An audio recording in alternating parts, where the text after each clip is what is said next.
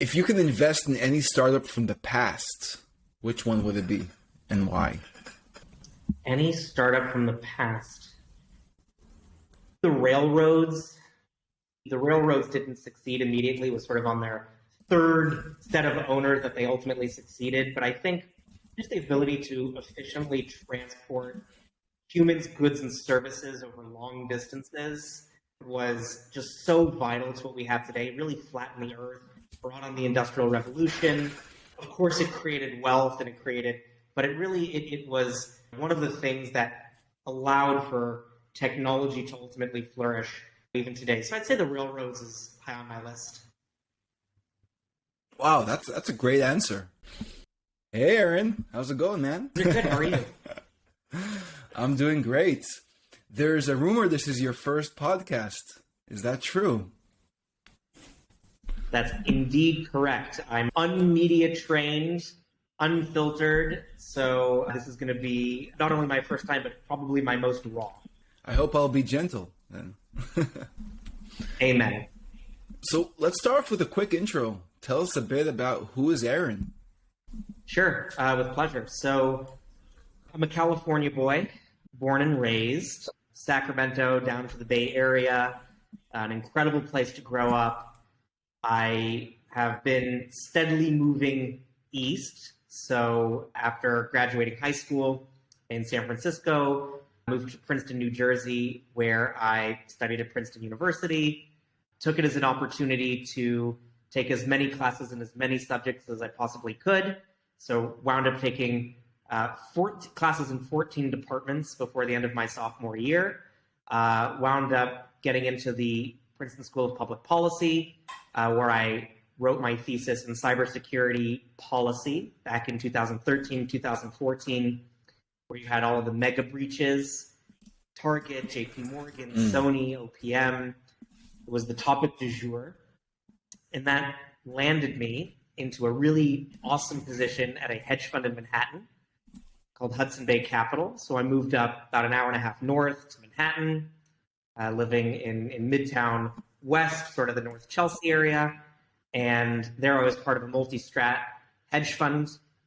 I, in particular, was working on structured finance, so things SPACs, reverse mergers, private public arb, direct listings, taking a lot of that knowledge I had built in cybersecurity and applying it to the world of investments.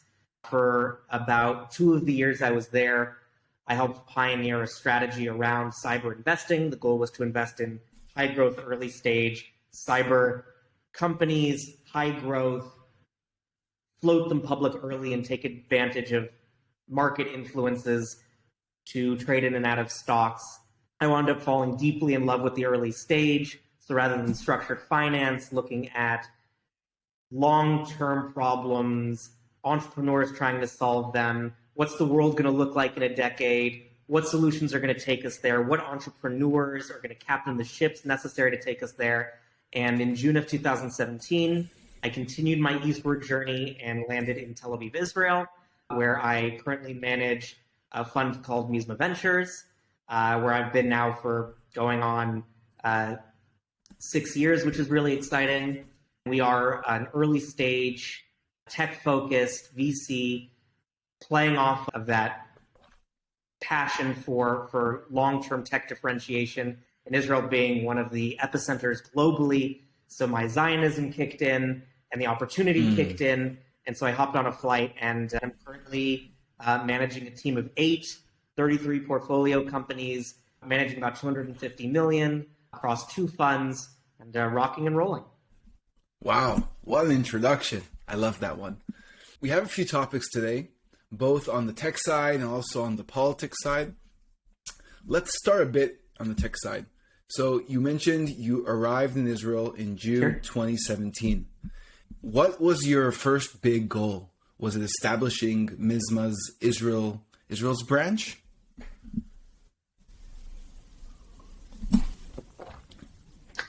Yeah, it's a good question. So if you look at Israel and the reason that this move made sense is you've got a very unique ecosystem where you don't have to compete with the tried and true Silicon Valley names, the behemoths that would require decades to break into, to compete against. At the same time, and we'll get into it later, I have a partner in East Asia, in Hong Kong, and in order to compete in those markets, you have to raise enormous funds that are highly capitalized. Israel is a unique place where it is at one time established enough that you don't need to reinvent the wheel, but enough of the Wild West or the Wild Middle East where you can create a differentiated product that the market doesn't have, and you can create a name for yourself. And so Israel became the landing point where we wanted to say, listen, we're not the first to discover Israel and its technology ecosystem, but we can come with something very unique. And if you look at what MizMaa means, it's Mizrach. It's a portmanteau of two words. And the goal was to be a global first, Israel-focused fund, whereby my job, my role, was to get the best deal flow in the country, to help form companies from the ground up, to get access to the best early stage entrepreneurs, and then immediately turn our attention to connecting them to the ultimate buyers. And so if you look at what MizMaa does, we're not necessarily going to help you from your alpha to your beta to your GA, debugging. Where we will help you is gaining access to the actual users, to the actual acquirers. So we've brought to Israel in the last 6 years global managing partner of McKinsey, the C-suite of Daimler Mercedes, founder of United Healthcare Group, and all of that is in an effort to basically say, we're going to be this differentiated, unique, early stage boutique that takes you top down on the business side. And so my role coming here was to get into the flow of the best opportunities and convince the entrepreneurs running those businesses that we have a unique place in this ecosystem and to work with us. And so far, so good. Mm-hmm. Okay, so I didn't know that the Mizrach Ma'arav with the MizMaa name. Are you referencing to your office in the States and in Hong Kong and Tel Aviv as the center? Exactly.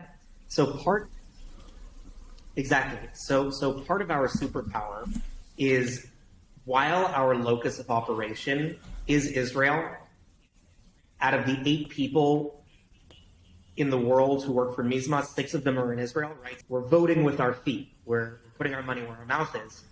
But it's very rare, it's very unique to also have incredibly strong partners that are full-time positioned in global centers. So if you look at my partner in Hong Kong, she was 25 years in investment banking, JP Morgan Asia. She was number 2 in investment banking out of Hong Kong.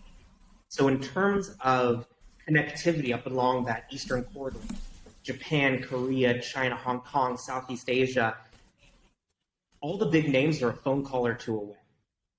If you look at our United States office, our partner there out of California is a former GP from MizMaa Ventures, founder of Opus Capital, an entrepreneur who himself sold his business to Bank of America.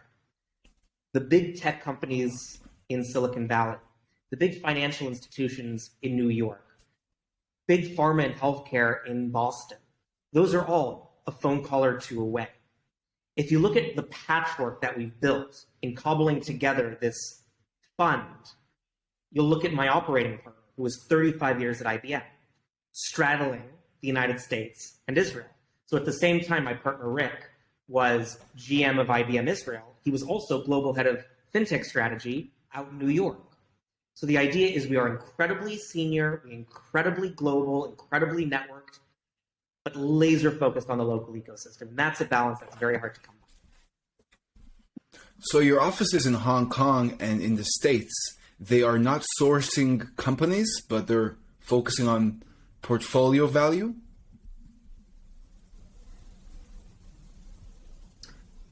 Value creation, portfolio value, and shareholder value, right? Making sure that we're really good custodians of the institutions, governments, organizations, corporates who have entrusted us with their capital, making sure that they're taken care of. And the number one most direct way of doing that is to make sure that our portfolio companies succeed and that portfolio success component in global connectivity is paramount among those responsibilities. Very cool. So let's take a bit back to when you just arrived in Israel, before the fund here was completely launched. I heard rumors that you used to work at cafes until you got your whole office set up. Tell me a bit about those days. What was your first steps in launching this fund here in Israel? Yeah, so my go-to was Cafe Schneor near Pinsker, where I live, and Origin Cafe on the further north on Dizengoff. And that's where I took most of my meetings. No office. And I made a commitment that I wasn't going to say no to any meeting. Every meeting was a yes, which means I spoke to every lawyer and every accountant and every incubator and every accelerator and every entrepreneur and every VC, every partner and every analyst, every corporate, and I was working at 15 meetings a day capacity, anywhere from 10 to 15 meetings a day. Obviously kissed a lot of frogs, a lot of dead ends, a lot of meetings that didn't go anywhere. But in the process, I brute forced proprietary network. People who I liked, who I trusted, who I developed a real relationship. None of these were inherited relationships, go forth and prosper. It was all, let's start digging and planting seeds and see what grows, and then intelligently harvesting with second, third, and fifth meetings. I've met some of my best friends. One of the groomsmen at my wedding was an entrepreneur who I met 2 weeks into arriving in Israel. So it's not necessarily a method I would recommend to other upstarts. It's exhausting, but it definitely worked, and I wouldn't trade it for anything. Wow, sounds brutal, but I admire the hustle. 15 meetings a day is definitely hard, especially if you weren't raised in Israel and this is a new land for you and it has its quirks. What was one of the hardest things about that time, now looking back? Yeah, I would say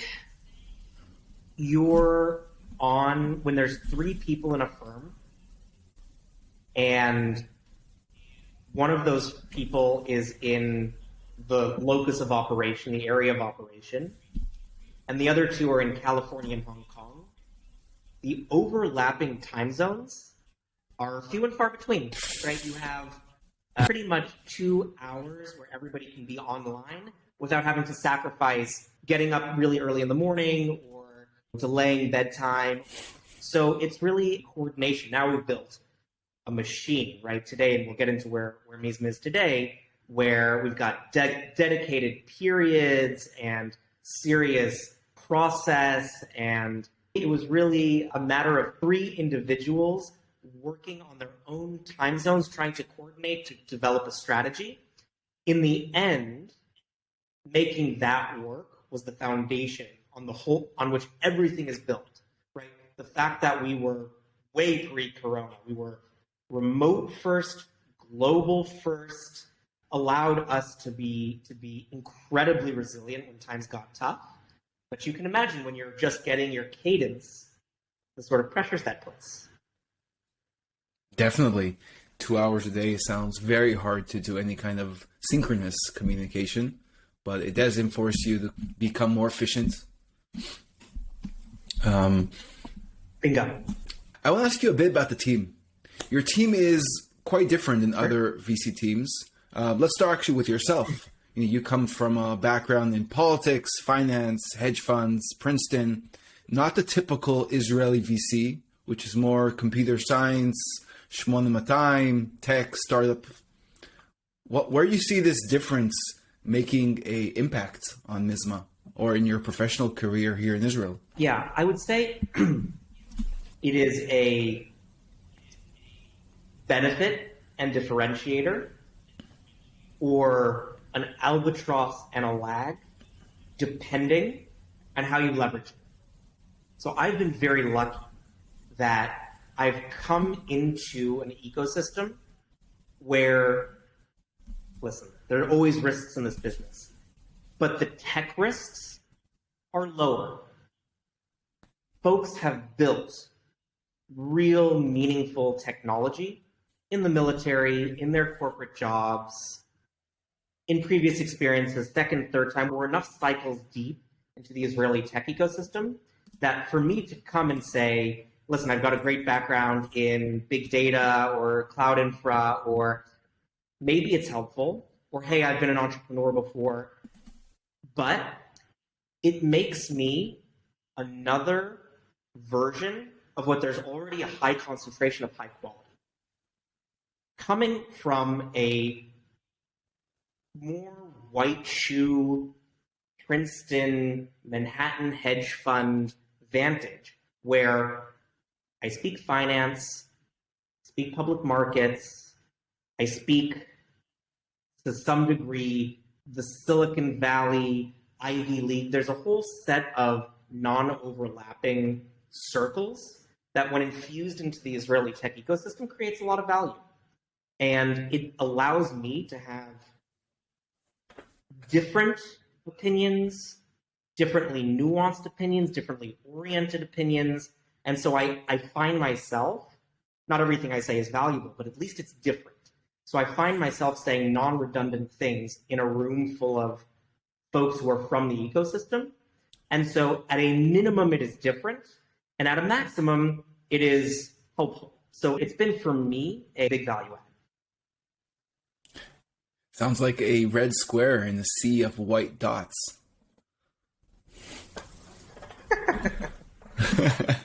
I definitely understand what you mean. There aren't many people with this background, and this background having different opinion in venture is usually a good sign. You don't always want to be part of the herd. How did that kind of translate to when you're building this team here in Israel, and you mentioned a few people, but you seem to have very diverse people in the fund?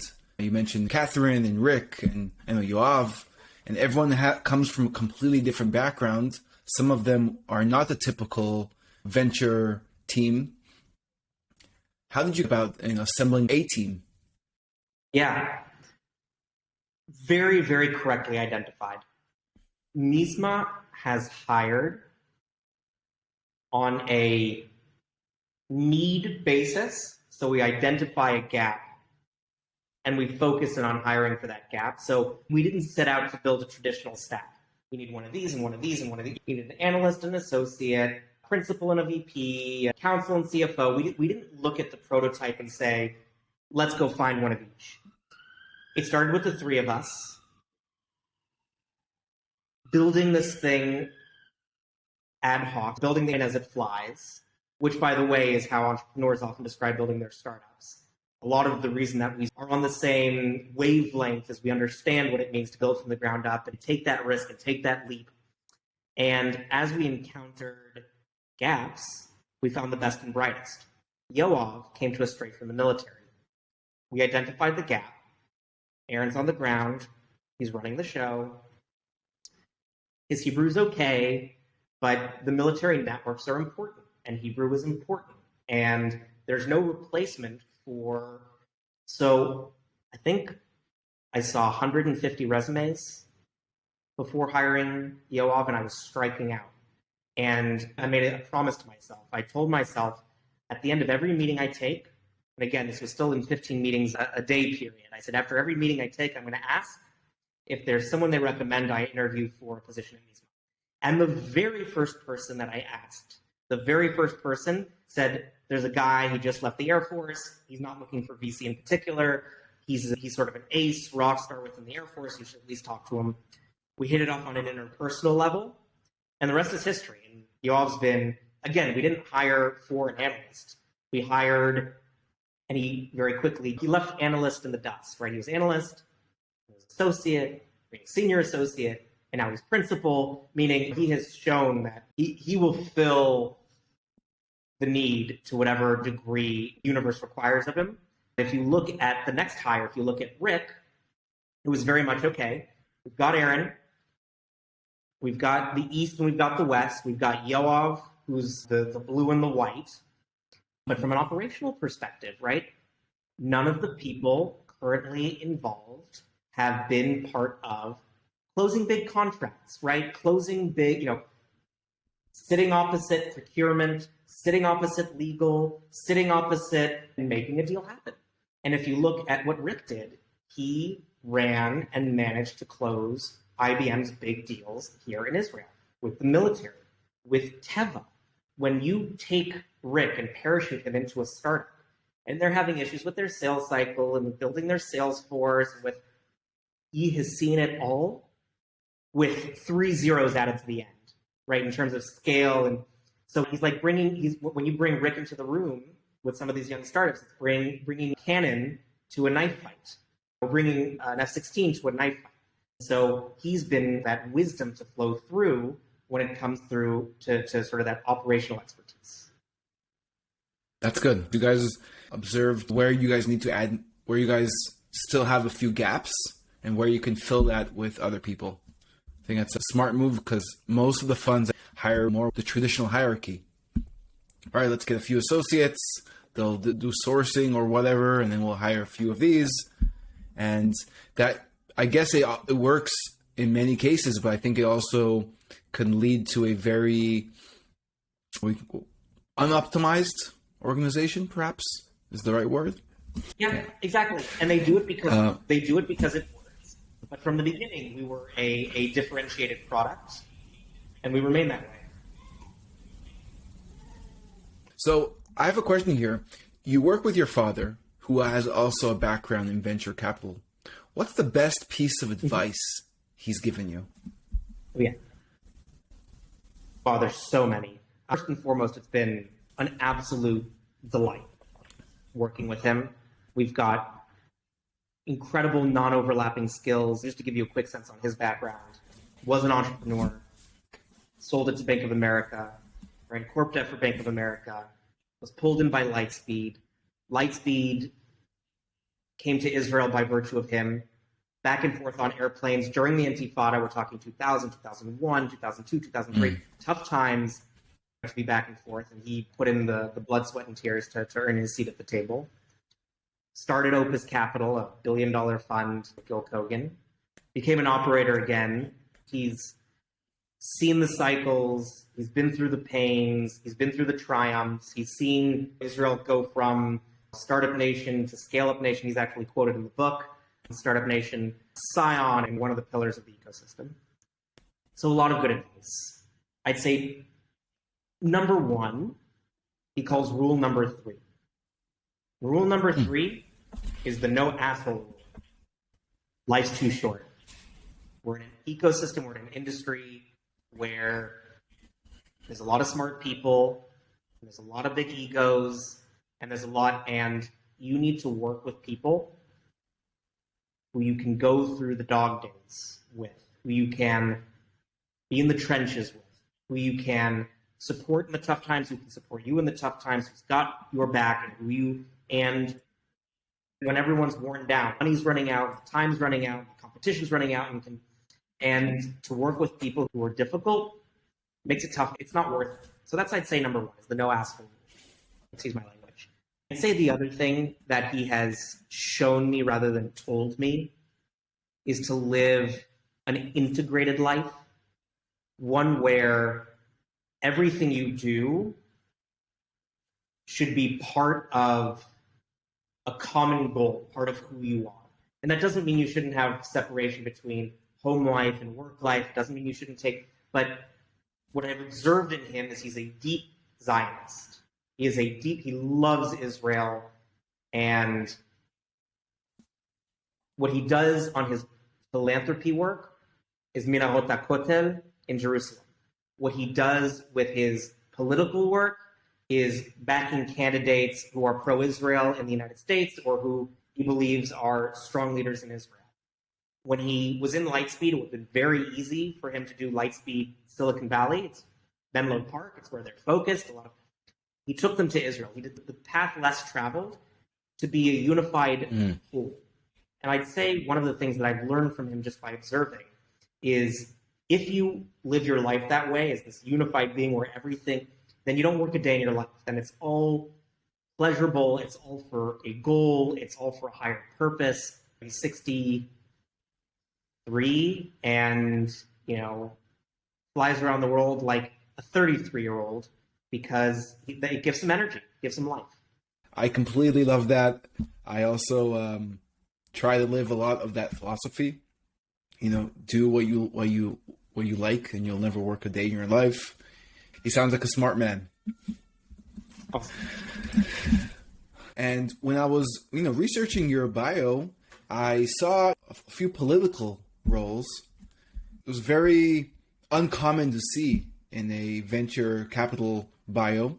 What attracted you initially to politics? You did your research. I love it. I, for the longest time, wanted to be in elected politics, into either policy or be an elected official. My very first job was working for Senator Norm Coleman of Minnesota.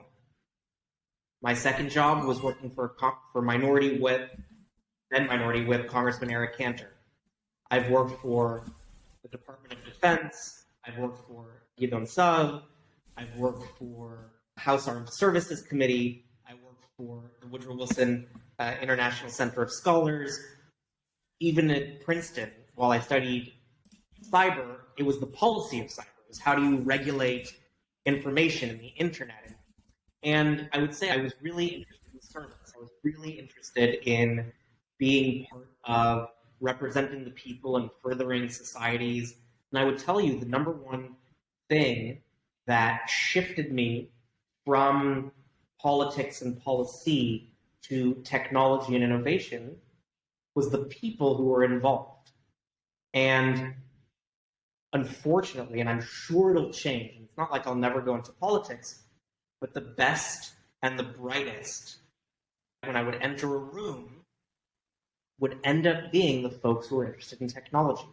The folks I was working with at the hedge fund were some of the smartest people I had ever worked with in my life.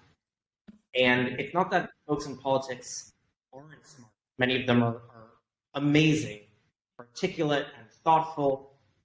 When I wanted to surround myself in my early career and say, who am I going to learn the most from, the most quickly, and get myself to being proud of what I know and achieve, it ended up being in tech and financial services. And there's a parallel universe where I'm happy and in policy. It really boiled down to the quality of the people. You are the average of the 5 people you surround yourself with. Is that a saying? Yeah. Yeah, I didn't make it up right now. I like it. All right. I like it. I'd say, yeah, by the way, I'd say my superpower is probably surrounding myself with people who are smarter and more capable, and being good enough to shut up when they're doing what they do. So I agree with you. That's a great superpower. It might be the only one you need. So another thing I saw in your bio is you switched a few roles within politics within Israel and the U.S. You went back and forth between Washington, D.C. and Jerusalem for a few roles. Was this intentional, or were you trying to find your footing? Oh, so a lot of them are summer internships. They're, by definition, 3 or 4 months, get experience, and then you go back to school. In particular, the roles in Israel were by virtue of 2 year-long stints that I had in Israel. One was my sophomore year of high school. I lived in Israel with my family and worked for Gideon Sav at the Likud party for the duration of a year. And then the other roles that I kept while I was in Israel were between high school and college. I did a year of yeshiva, studying the books of my heritage. And I also took a couple jobs working for the mayor of Jerusalem and working for the Shalem Center, a think tank in Jerusalem. So those were all jobs while I was still in school. So that's why you see the jumping. Okay, that makes sense. You moved from politics to the tech and the venture sector because of the people you want to be around. Is politics a dream that you gave up on? Oh, no. I don't know what my future will hold. I can tell you I am firmly planted and very happy and very dedicated in the fund business. MizMaa is doing exceptionally well. I love it. It's gratifying. I work with incredible people. So there's no plan to deviate from the current course. Is there a part of me that wants to go into service, that wants to go into politics or policy down the road? That part of me is still very much alive. it's not for now. So, how's your experience working, both with Israeli and American politics? Has this shaped your approach in investing in startups? That's an interesting question. I'll tell you that there's a healthy dose of regulation that plays a role in picking companies, and it's often overlooked. It requires you to take a really macro view. But if you look at what's propelled electrification of fleets, solar power, grid optimization, and grid, it's a lot of government incentives, subsidies, offsets. If you look at a lot of cyber, it has to do with data security. It has to do with GDPR and CCPA and HIPAA.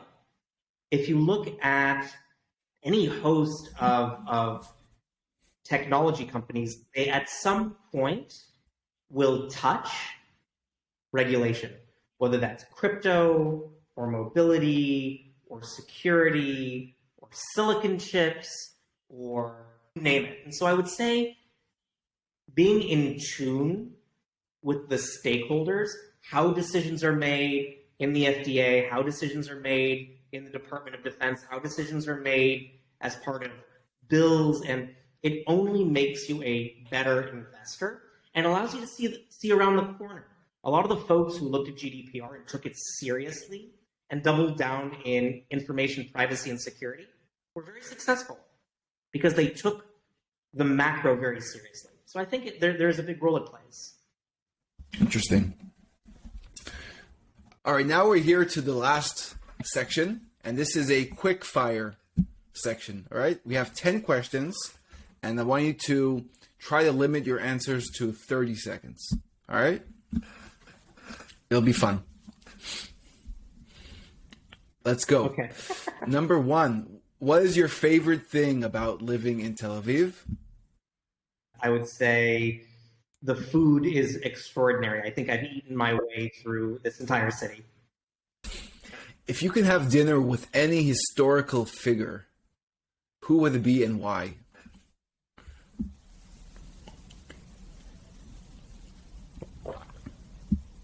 Thomas Edison, someone we talked about having a foot in technology and inventing, having a foot in policy and balancing those two worlds. That'd be a great conversation. Yeah, that's a good one.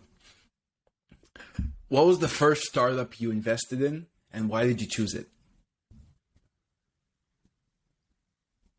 The first one I ever invested in was a company called Measure 72, and it was a drones as a service business. This was back in 2014. Drones were all the rage. It was a company that had taken, back to our conversation about politics, they said the number one thing all the startups are missing is coordinating with the FAA. They said, we are the golden standard. We have all the licenses. We will own and operate the hardware and software. We will go to your business, provide a full end-to-end solution. And they ended up signing huge contracts. So it was sort of a hybrid between a services and a tech business. But the thing that really attracted me to them was that they said, we're not going to let regulation be the hurdle. We're going to use it to our advantage. Interesting. Yeah, 2014 was right when drones were getting started. All right. This one you're going to like. What was the most surprising thing that changed since you became a father?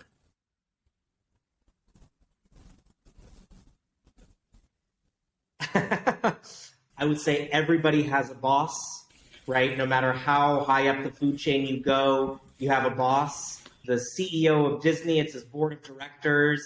And for the board of directors, it's the compliance and compensation committee. For them, it's the shareholders. Everyone's got a boss. And I just didn't realize that my boss wouldn't speak English or any language for that matter and still sucks on his thumb. But it gives you the perspective that the person you answer to and who, it's his world and I'm just living in it. That's good. What's your favorite way to unwind after a long day? I'm a big wine lover.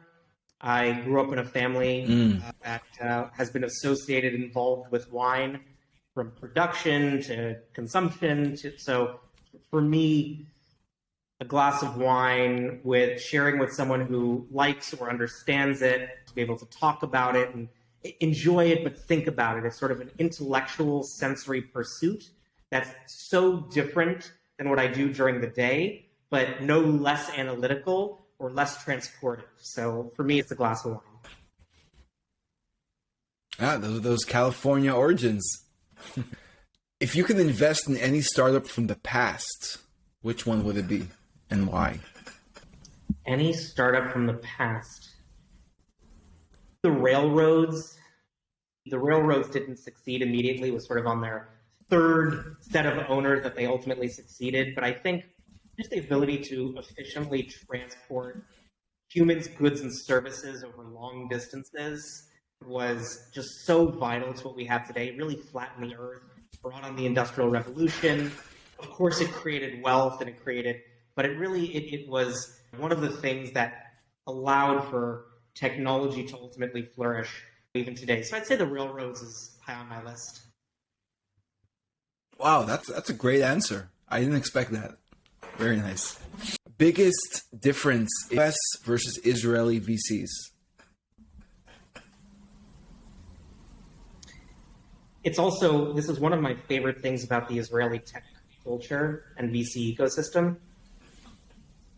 There's a level of spontaneity and ability to, if 15 minutes before a meeting, I were to get a delay or a cancellation or a push in New York, it was a signal. It was a sign. It was something that you filed away in the back of your mind. Here, it's take your time. We'll catch up next time. Maybe I can hop to you. Let's turn it into a dinner. What about a 15-minute? There's a degree of flexibility and elasticity that there's a level of not taking yourself seriously, which I think creates the ability to leapfrog. And I love it. I think that's one of the major reasons that Israel is successful. Israeli entrepreneurs are different, and that it's more fun to be a VC under those circumstances. All right. What's your favorite Israeli startup success story? Well, there's a lot. I would say you've got the easiest one, right? Which is the country itself, which is desert, a bunch of defensive wars, scattered folks from North Africa, post-Holocaust Europeans, fighting for survival, again and again and again, adverse odds, a little government program called MizMaa, a couple of funds, a little bit of foreign direct investment. Today you've got 450 R&D centers and 10,000 startups and almost 100 unicorns. And, I think the soil beneath our feet is the ultimate startup success story and has made everything else possible. What's the most memorable interaction you had with a startup founder during the investment process? Yeah, I think the one that pops into my head immediately is a company that was formed while sitting at Thai food with a dear friend who ultimately became the entrepreneur leading the company, and we ultimately ended up investing in the company. It's a company called Orca, and this was back during the huge hype around autonomous cars. EcoMotion was blossoming. Mobileye was in the news. It had been around for a while, but was really succeeding. And everyone was starting either a sensor company or a sensor fusion company or machine-to-machine communications or cyber for the car. Argus had just been acquired. Everything was frothy and exploding. And we looked at each other, and he was in the Navy, a very special unit, and we said, it's crazy that this doesn't exist for ships. Right? They're crashing into each other in congested waterways. The technology hasn't been updated in God knows how long. You can build a really big company really quickly if you focused this technology on this domain. And today they are exploding. They are doing incredibly well. And it was literally over years and some time. We're talking about Yelden Goss, right? Another Zelalam. Yelden Goss, the very man in charge. Very cool. All right, last question. What's your go-to work playlist? Wow, I usually don't listen to music while I work, but I would say I grew up on the Red Hot Chili Peppers. To me, that's like my most zen and focus is late 90s, early 2000s alternative rock is my happy place. But I also really like hip hop and R&B. Listen to jazz, but I can't listen to it for too long. It's beautiful to me, and I can sort of hang in there for about an hour at a time. I'd say jazz, hip hop, R&B, and alternative rock are my happy places. I have the same answer with the rock. And I guess it's something about where you grow up. I also grew up in California in the 90s. Something about that vibe there was just Red Hot Chili Peppers, maybe some Green Day. That was like the vibes back then. And it'll always be kind of childhood music. Green Day is another great example. Couldn't have named a better second example. All right, so I'm out of questions. We'll do a quick summary. So we talked about a lot this episode, about the start of MizMaa Ventures, how you came to Israel in 2017 with nothing other than your computer and a list of cafes that you used to frequent. And you built a diverse and international group of members with very, very, very different backgrounds. And today, this is what MizMaa Ventures is all about. You guys work from Hong Kong, from the States, and source companies from Israel. We talked about your early career in politics in Washington and Jerusalem, and how you moved over to tech once you found a better crew, and how your father's influence helped you be who you are today, and all the learnings from there. And it's definitely a great bit that you mentioned. And we learned a lot of small fun facts from you, which I won't go over because that was a lot, but it'll definitely be interesting to re-listen to. Anything you want to add in the summary? No, I just want to thank you for giving me exposure to the world of podcasting. The questions were great, well-researched, you were very gentle, and I'm really appreciative of you and your time. Awesome, Aaron. So thanks for joining, and thank you everyone for tuning in. Have a good one. Bye, guys. Cheers. Bye.